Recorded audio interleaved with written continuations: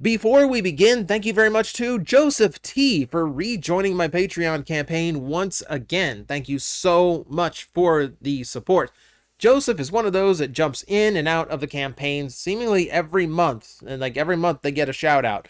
And I don't mind that at all. Like, if you don't know if you're going to like be able to continuously support, that's fine. Take care of you first, but also make sure you're not accidentally double paying by like resubscribing in the same 30-day period.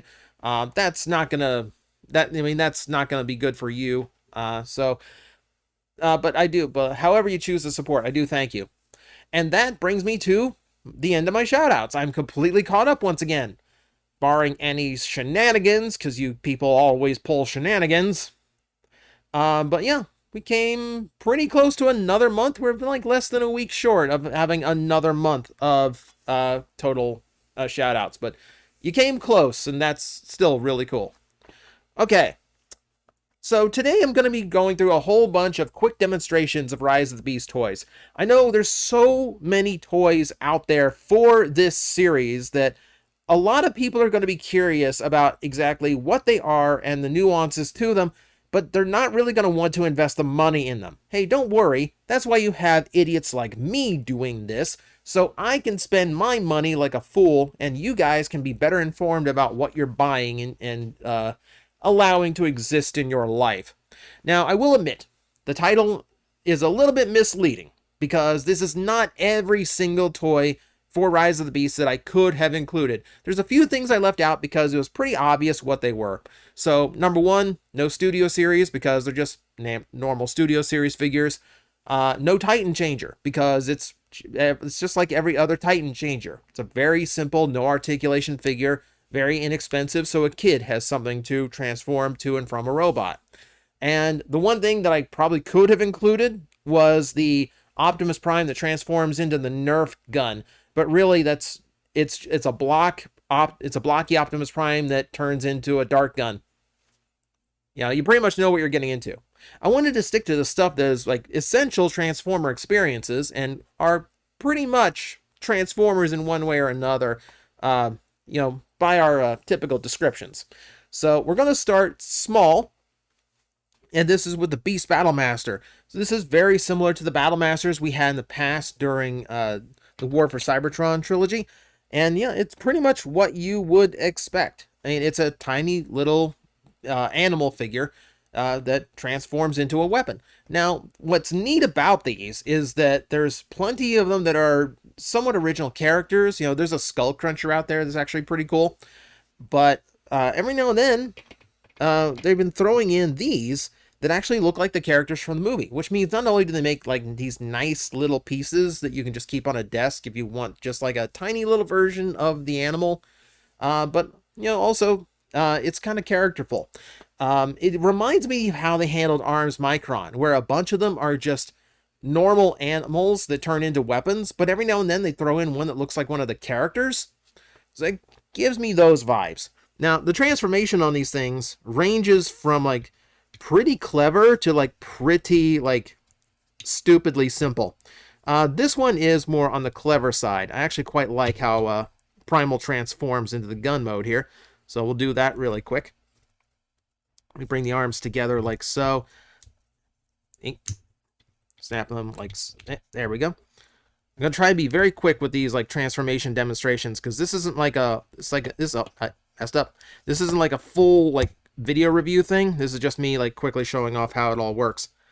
But yeah, check that out. That's actually a pretty good blaster. It looks like a V10 engine as a big fusion gun. That's pretty cool. I actually really like how Primal turned out. Yeah, and these are just fun little inoffensive things. For $6, it's hard to really like argue. I mean, it's not the most complicated thing in the world, but to accessorize your characters, yeah, I could think of worse. And hey, who doesn't like having an animal companion for your characters, right? Next up are the Battle Changers. These are the very simple figures that are they're kind of like if you've been a collector long enough, they're about in that old Scout class size of Transformer. There's nothing that really equates to their size. It's hard to find. They're somewhere between like a deluxe and like the smallest of figures, like smaller than even like a warrior class toy from like Cyberverse or Earthspark. It's somewhere in that weird vein. Like it's a very unusual size. Like almost like a one-step changer was a little bigger and manual. I guess that's how he described it. So I've got Mirage here because I thought this was the really nice looking one on the shelf. And I'm actually surprised. Like for what it is and for being a cheaper figure, it's not a bad little car mode. Like it's decently sized as a toy car should be. Yeah, and painted just enough to kind of get the character across and look good. Yeah, I kind of like it just as it is. See if I now fumble through the transformation because I always get a few things wrong here. Now, transformation-wise, there's a few things to him. There's a few things to him. I kind of like put his transformation like somewhere between like a very simple deluxe and an old Legion class figure. If that makes any sense to anyone out there. It's not the most complicated, like it's supposed to be, like just a simple, like just like quick transformation experience. And that's pretty much what you get out of the battle changers. So if we look, yeah, and if I adjust the camera like so, yeah, we get a pretty decent little version of Mirage. Now, like I said, it is pretty simple by comparison for everything else.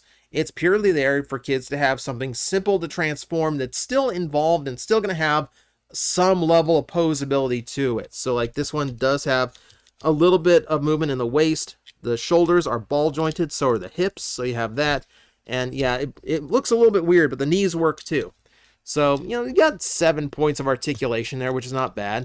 It comes with a bunch of back junk, but hey, the point is to be just a simple, quick, just enjoy like the quick conversion kind of experience. You know, again, almost like a manual, auto changer toy. Now, I will say Mirage is the second of these that I've bought, and it's definitely my favorite.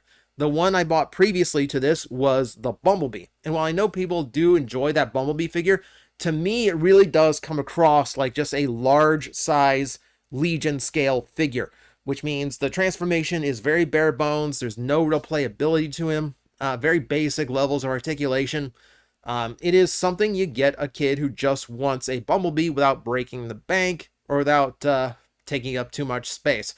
Either way, again, with the right ones, I could see this being like a nice desk fiddle toy for an adult collector to have. But I feel like this is going to be the line where the quality is going to skew wildly depending on which character and which toy it's going to be. Like I said, the Bumblebee as meh, but Mirage here, Mirage is actually kind of a fun little thing to pick up and mess with once in a while. So that's the one I would recommend out of what's out right now, based on the whole 2 I've experienced.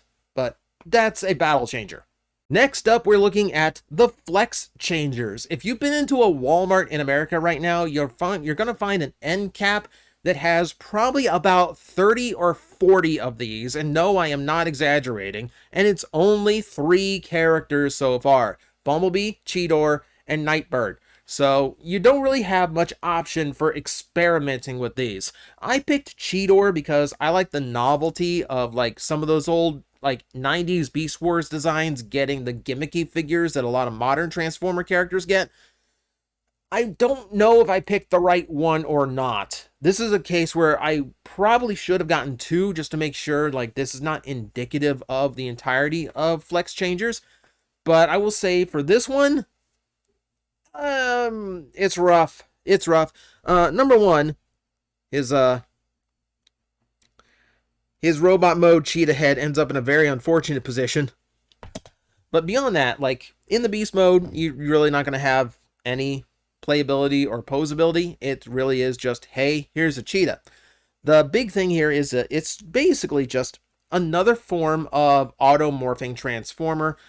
So yeah, I will tell you, I've transformed this guy several times now. I'm still not sure I'm doing it right. I'm still not sure if this is the intended way of transforming it. So the idea here is that this spring, like this band that you can see peeking through here and here, is going to flex around and allow us to bend these parts into the correct positions to get him into the robot mode. There's a few things you have to unclip from the beast or vehicle mode in order to make that work. But you can see, like, if we look on the underside, most of the work on the beast mode, the robot mode's already done. We're just flipping the torso and the arms into position. And to do that, I believe we just... See, this is what I mean. So, like... See, like, I flex this thing around. And boom, so... And then make sure this is pegged in. Make sure this is pegged in. There we go. Peg that in the middle. These don't have anywhere to go, so they're just going to hang there. And, yeah. So, yeah, once you actually manage to make that flip... Again, it never feels like I'm flipping it correctly, but then you get into this robot mode, which, okay, fine. It's kind of neat that it kind of like flips itself all into place, but like, at what cost? Because that's really weird. That's a really weird stance to have Cheetor fixed in. There's no articulation, no posability, no playability. This is purely just for the weird auto-morphing thing it does. If we can go back, same way. See, and then the flex band just kind of pulls it all back into where it's supposed to go in the cheetah mode. From there, you got to make sure everything is, like, connected correctly. Like, that's got tucked down below the cheetah neck. Then, come on. Flex. That's the hard part about the flex band, is that a lot of things don't want to stay in position when you are moving it from one to the other. So if you need things to stay put, it don't wanna. It takes a little bit of practice, but once you figure out how to do it, yeah, you can go back and forth pretty quick. To me, like, it works as like a weird automorphing thing that works in both directions, unlike some of the one-step changers that we have for like Earthspark, where it will go in one direction but not the other. But for me, like, I don't think it's really that worth it. It doesn't feel good, is the thing. It just feels really awkward, and I'm never sure if I'm doing it right. So maybe Cheetor is a bad example of it, but for me, I could do without. Just give me the spring-loaded ones. Now we can try out Beast Weaponizers. This is pretty self-explanatory here. So what you're getting is one of the Beast Battle Masters, this time not based on an existing character, a generic character, which does pretty much function exactly like the others, and, you know, same basic level of articulation, engineering, design, etc. But it does come with a simple transforming figure that is just big enough and sturdy enough to wield the weapon. So you have essentially just like a way of getting straight into that play pattern without having to buy two separate figures. It's great for like a kid to get two toys in one, and then kind of like open them up to like the gimmick of the weapon line, right? So standard Optimus Prime style transformation. We've seen that on Legion class figures in the past. Yeah, and you know, basic articulation again. Neck rotates, waist rotates up at the chest. Universal joints in the shoulders, ball joints at the elbows for twisting around. Thighs are ball jointed, so they have full range. Knees work. So yeah, like, as far as these go, widest range of articulation we've seen yet for one of these simpler figures. And then when we actually want to flip out the weapon, transformation on that is pretty simple as well. Let me get the handle out. Can I figure out how to actually, there we go. Yeah, and he's got plenty of mounting points as well, to both robot mode and vehicle mode for holding on to that. We'll say, I wish the joints on the legs on mine were a little bit tighter. You can see he's kind of struggling to stay up with the added weight. But as an entry to the whole Battle Master gimmick, I think it's probably something that would have really helped it the last time Battle Masters were a thing. Imagine how many of those were just like, they're target masters that were designed for other characters. You know, they tried to make just the target master an individual toy that could be sold. Imagine if they were lumped in with like a small-ish or simple deluxe so that you could still buy it at $24.99, but the two were together like they're supposed to be.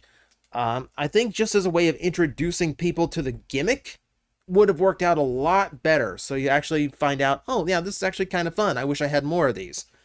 So it's the same principle as what we had in Siege, but now we have a little bit of an expansion on that.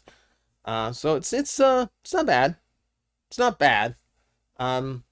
We'll see how this goes. We'll see how these go. Having a bunch of them might be fun, just to see what kind of weapons and combinations you can cobble together. But this is not bad. It's not bad. Beast Combiners. We saw this gimmick in Cyberverse, and you'll recall I actually kind of liked it in Cyberverse, especially when some of the armors could be swapped between characters and you could come up with your own combinations. To my knowledge, that is possible with these too. Now, to be honest, I have not had enough time to really explore just how versatile this is and how much the potential is there, but it is a potential thing. For these are like a $20 price point, by the way. I'm reciting the price points I can remember if you haven't figured that part out. Yeah, it's a pretty basic level of transformation, nothing like really like shocking or innovative going on here.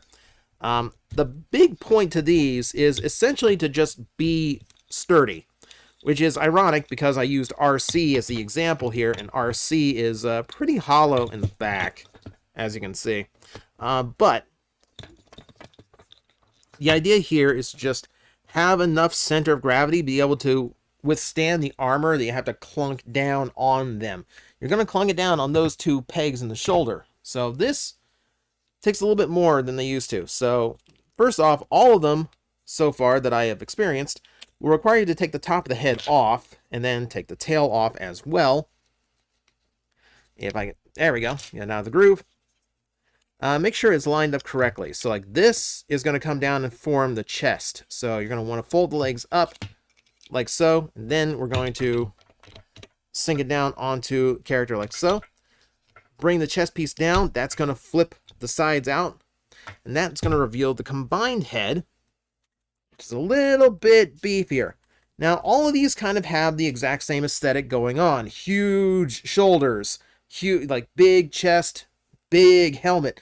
And all of them have the same issue, which is because the head is now up here, the shoulders look way too low. That's a little bit funky of a design, but you can get used to it, I guess. The gun points forward like so. All of them seem to have a gun that hinges forward, but you can also use the tail as an extra weapon as well. And then the top of the head also becomes a weapon or a gauntlet. They all have pegs and all over, so you can mount some of the weapons wherever you want. And overall, I think the gimmick is still essentially fun. The figures themselves are going to transform very easily. It's a very simple transformation, and all of them that I've messed with so far have no articulation in the arms outside of ball-jointed shoulders. For a line like this, I kind of expected the legs to be one piece and very stiff to support the extra weight, but for whatever reason, none of these were allowed to have elbows. It's almost a normal, okay figure on its own, but it's lacking a very basic piece of articulation for seemingly no reason. It's bizarre. Don't know why they went that way.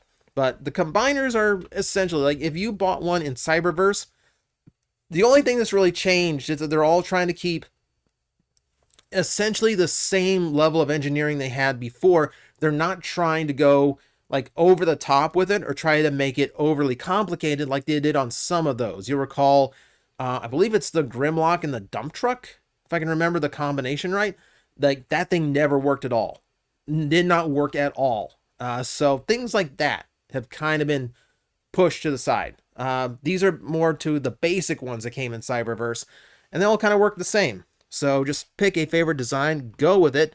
Buy a couple if you want to take a chance on the armors being cross-compatible. But yeah, this is pretty much what we've seen before. I think it's still fun.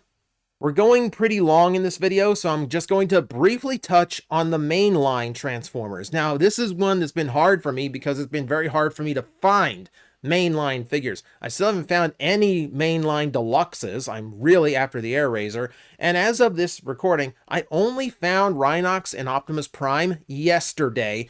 After searching 8 different stores, only one had them. The movie's 2 weeks away, and I can't find the Optimus Primal anywhere. I can't find the deluxes anywhere. I have no idea what's going on. But when you can find the deluxes and the Voyagers, this is basically what to expect. So I wanted to talk about these because they fall in this weird space. It's kind of between what Earthspark is doing with its size classes and what Generations does.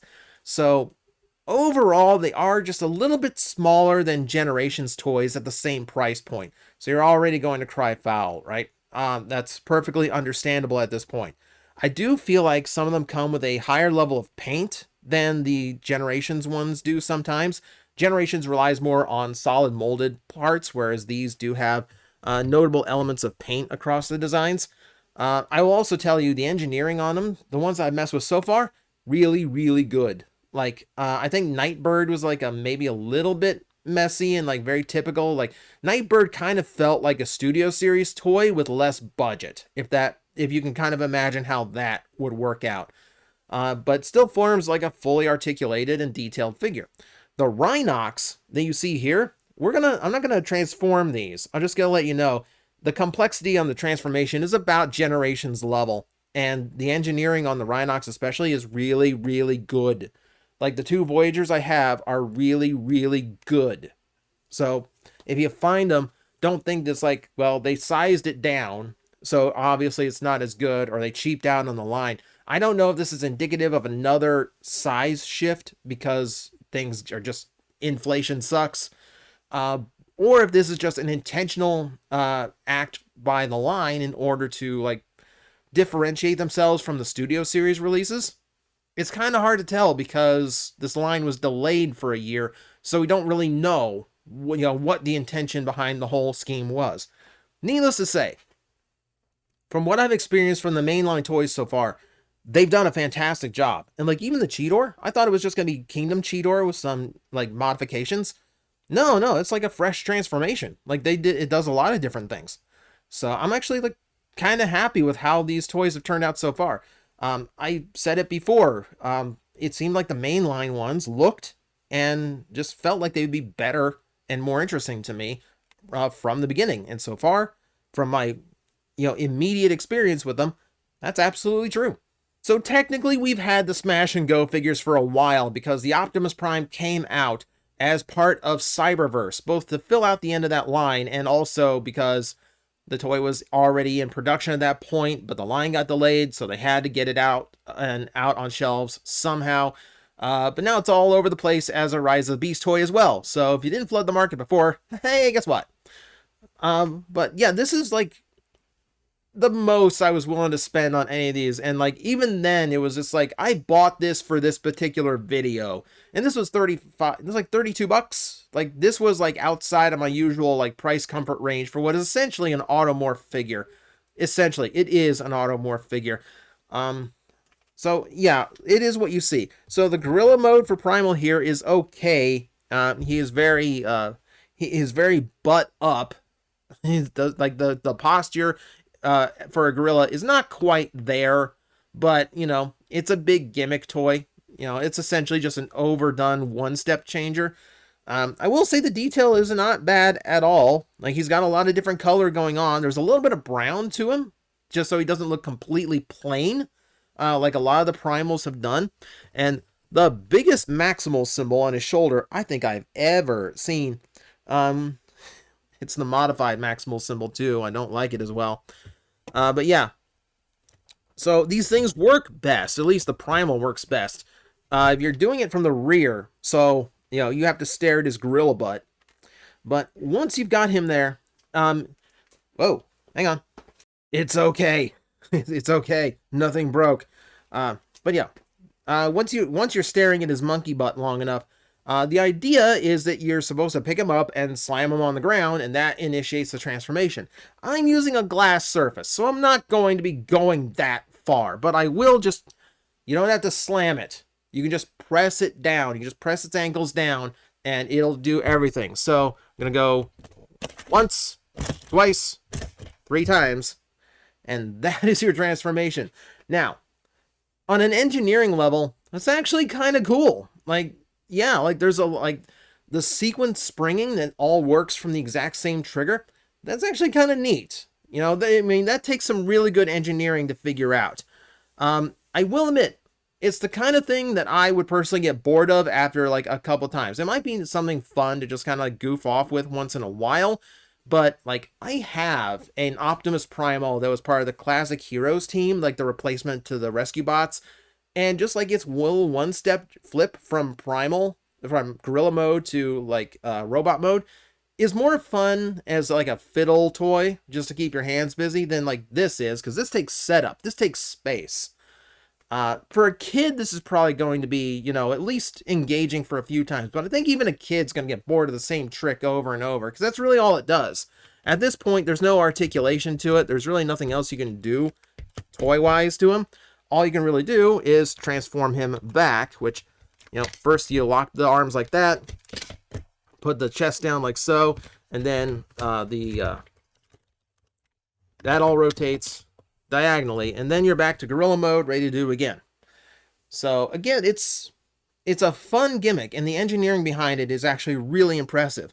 But I think it's something that I'm probably not going to do beyond this video, and I think for like over $30, it's just it just doesn't do quite enough. It's a neat trick, but I don't think it's a $32 trick.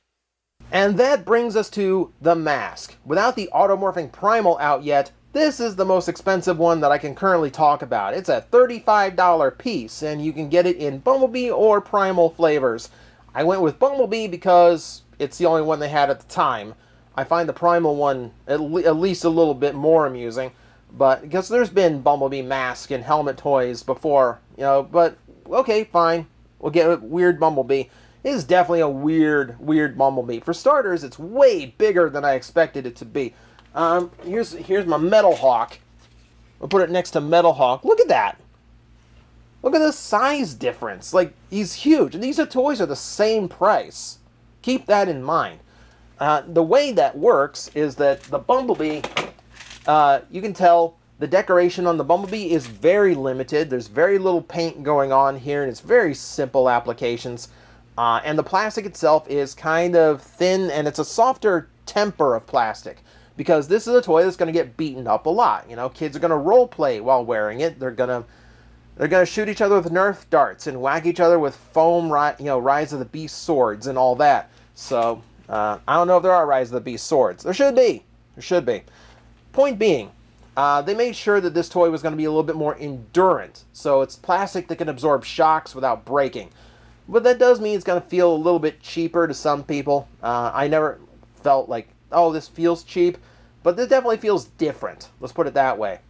Yeah, but it's big. It's like about a 10-inch figure altogether. I'm not going to transform this one because the mask, you can pretty much get what you expect. I will tell you, the mask has essentially no padding whatsoever. You get a little bit of a cushion for the bridge of the nose, but literally it's just like a cushion, because it's just a like hunk of rubberized plastic. That's it. Beyond that, there's really nothing padding all the sharp angles on the inside of the mask from just like pressing into your face the whole time. So enjoy that. And what takes you apart, like I'll show you, like there is a basic level of articulation. Like this does kind of work as a figure, but some things are really kind of awkward, like the elbows. There's ball joints in the hips, the knees work, there's even an ankle tilt, but I'm going to try to not demonstrate it because it's very awkward to get this thing into those certain positions. For something that turns into a hollow mask, I'm surprised that it has weight problems. There's no heel spurs is one of the things, and there's plenty of junk hanging off of his back in order to make the mask. Now, there is one thing about the packaging on this toy that is extremely deceptive, and I'm not happy that Hasbro did it. They photoshopped the straps off of the figure. When I bought it, I actually kind of assumed to myself, oh, there must be a way of disconnecting those so the robot looks a lot cleaner. No, there is not. They are stuck there. The only way to remove them is with a pair of scissors, and then you do not have a mask you have a face, and a toy of a face is not nearly as fun. So be aware. Now, they are long enough, they're not going to interfere with the limited articulation the toy has, but it's something to be aware of, that even though the box shows that it's a thing you can do, you can't do it. So be aware of that before you get it. But beyond that, it's basically what I expected it to be. It's a big, goofy mask that just happens to transform. And that's been the long and short of it. Yeah, it's a really bizarre concept. I mean, it works, but it's definitely not going to be for everybody, especially not at 35 bucks. And that, my friends, is just about everything I could grab from the Rise of the Beast line as far as gimmick toys go. Now, the line itself, like I said, like a lot of this might be on the pricier side for some, but like if you're into what it's doing, you're going to be fine with that, and it's still going to be fun. I do think, for the most part, all of these are decent toys. I do think they're all just a little bit more expensive than they should be for what they do. But some of them are okay. Like, obviously, the mainline ones we talked about, and you'll be seeing reviews of those shortly. But things like the Smash Changer, the Mask, even maybe like the Battle Changers, maybe a little bit more than they should be for how limited they are. But that's just me. So, I hope you learned something. I hope you can make now more informed and more wise choices in the toy aisle when it comes to just the absolute plethora of Rise of the Beast stuff that is out there right now. So, hopefully you gained something from this, and I hope you enjoyed watching. Until next time. We're gonna have to get your names for the books. You, Pale One. William Current. Roll me a deception check. I thought their name was Pain. Roll a disadvantage. Okay. That was like the opposite of the help action there. You, Goblin. First name D's. Watch your tongue.